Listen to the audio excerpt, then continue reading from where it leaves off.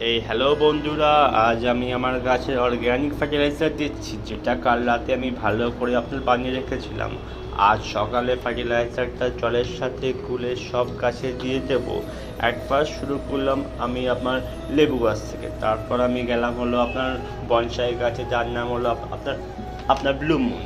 তারপরে আমি আস্তে আস্তে করে এখানে দিলাম জল। তারপর আমি আস্তে আস্তে করে গেলাম আমার স্নেক প্ল্যান্টের কাছে। আচ্ছা, এই যে আমি যে ইউজ করছি এই আপনার ফার্টিলাইজারটা, এইটা অনেক রকম গুণ আছে বাবা। এইটা আপনার যেমন আপনার কম্পোস্টের কাজ করে, সয়েল ইরোশন হতে দেয় না একদমই না, সয়েল টেম্পারেচার মেনটেন করে, পেস্ট কন্ট্রোল। আর ফার্টিলাইজার ওর ওর অনেক রকম কাজ করে।